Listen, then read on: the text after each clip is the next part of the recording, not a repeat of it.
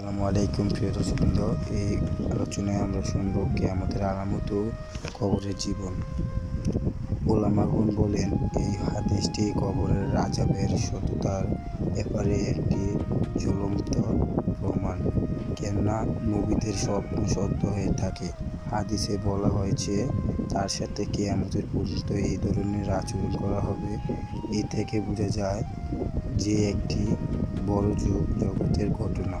হযরত আলী রাদিয়াল্লাহু আনহু বলেন, বর্ণিত ঘটনায় আরও অতিরিক্ত আছে যা আমি প্রজ্বলনকারী ব্যক্তিটি জাহান্নামের কর্তা যখন কোনো বস্তু আগুনের সীমানা থেকে বেরিয়ে পড়ে ততক্ষান্ত সে উটটিকে আগুনে ফিরিয়ে দেয়।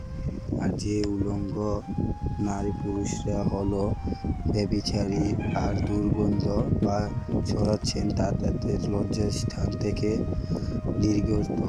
অপর আরেকটি দল এমন দেখা গেছে যে তাদের মূলদ্বার নিয়ে আগুন প্রবেশ করে মুখ দিয়ে বের হয়ে যাচ্ছে। এরা হলো সমকামী পুরুষ। আর দুধের ন্যায় সাদা নদীটি হলো হাউজে কাউসার।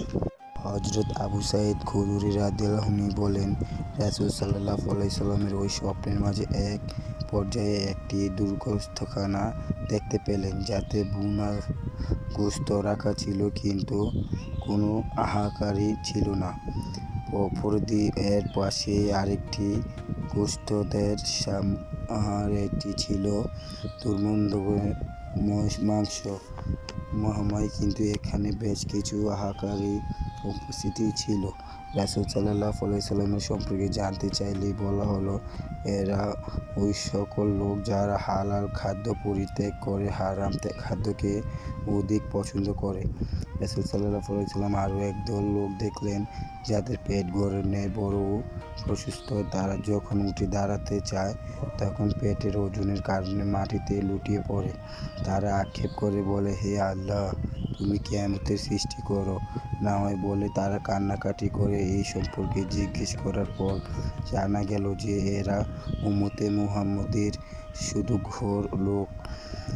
রাসূল সাল্লাল্লাহু আলাইহি ওয়াসাল্লাম আরেক দল দেখলেন যাদের উষ্ঠ উটের উষ্টদের মতো।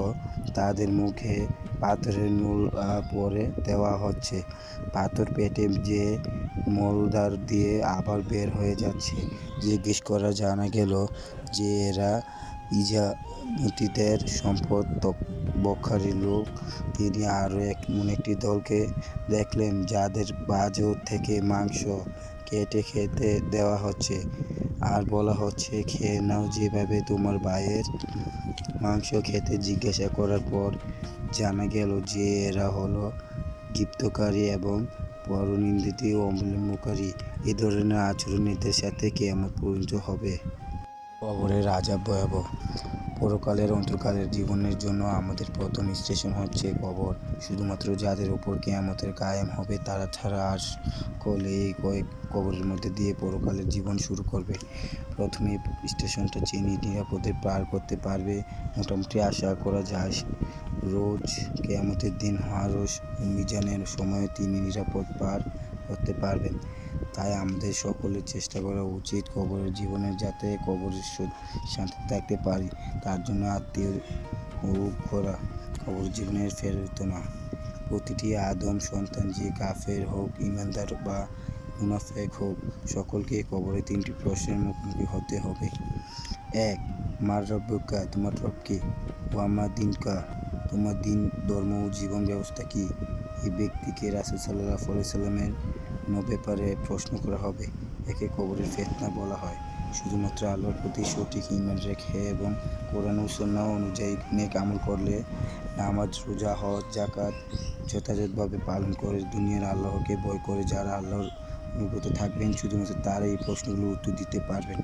চাই সে আরবি জানুক বা না জানুক, এই প্রশ্নের উত্তর দিতে পারলে সেখানে তার কিয়ামত পর্যন্ত সুখের ঘুমানো, জান্নাতের বিছানা ইত্যাদি নেয়ামতের মাঝে থাকবে। আর কাফের, মুনাফিক বা নাফরতের মুসলমান, বেনামাজি, কবর মায়ের পূজারী, হালাল হারাম সম্পর্কে ব্যাপারে ফাসেক, পাপাচিয়া, পাপিষ্টি, এরা দুনিয়ার লাল হারাম সম্পর্কে ব্যাপার ফাসেদ পাপাচারী পাঁচটি এরা দুনিয়া জীবনে যতই নিজেকে মুসলমান দাবি করুক না কেন, তারা এই প্রশ্নগুলোর উত্তর কমিও কালেও দিতে পারবে না। তারা হায় আফসোস, আমি জানি না, আমি জানি না আমি বলে হাজার হাজার করবে এবং কঠিন শাস্তি ভোগ করতে পারবে। আযাব থেকে বাঁচার উপায়: ১. কবরের আযাব থেকে আল্লাহর কাছেও আশ্রয় চাওয়া, দোয়া করা। কবরের আযাব থেকে বাঁচার জন্য আল্লাহর কাছে নিয়মিত দোয়া করতে হচ্ছে। বিশেষ করে দোয়া মাসুরাতে বেশি বেশি দোয়া করতে হবে। সেই দোয়া মাসুরা পড়তে হবে। দোয়া মাসুরার অর্থ হচ্ছে হাদিসে বর্ণিত দোয়া, সেইগুলো রাসূল সাল্লাল্লাহু আলাইহি সাল্লাম করতেন। আমাদের দেশের মানুষ মনে করে দোয়া মাসুরা শুধু একটাই, আল্লাহুম্মা ইন্নী যালামতু নাফসান যুলমান কাসীরাও। এটা ভুল। নামাজে সালাম ফিরানোর আগে পড়তে হয় এমন অনেক সুন্দর সুন্দর দোয়া আছে সহিহ হাদিসে।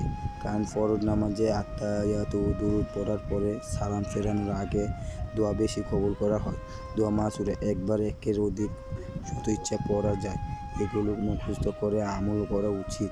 4টি জিনিস থেকে আশ্রয় চাওয়ার জন্য গুরুত্বপূর্ণ দোয়া মাসুরা আছে: কবরের আযাব, জাহান্নামের আযাব, দুনিয়ার ফিতনা ও মৃত্যুর সময়ের ফিতনা ও দাজ্জালের ফিতনা থেকে নিরাপদ থাকার জন্য দোয়া মাসুরা। রাসূল সাল্লাল্লাহু আলাইহি সাল্লাম এইগুলো থেকে বাঁচার জন্য ফরজ নামাজ, ফরজ নফল ও সুন্নত যে কোনো সালাতে তাশাহুদ দুরূদের পরে সালাম ফিরানোর আগে এই দোয়া মাসুরা পড়তেন।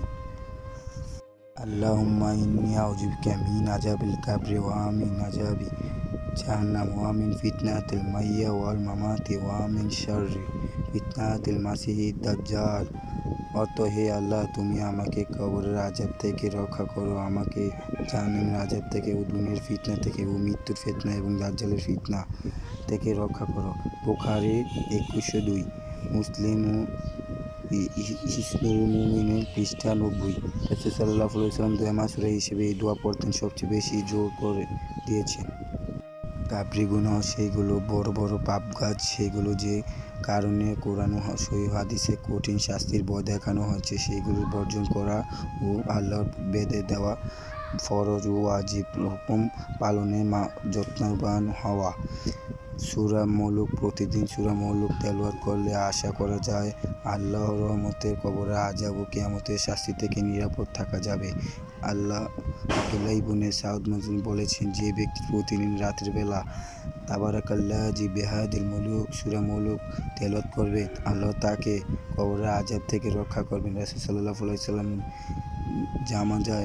জানাজায় এই সূরাটি আমরা আল-মামুন বা সুরক্ষারি বলতাম।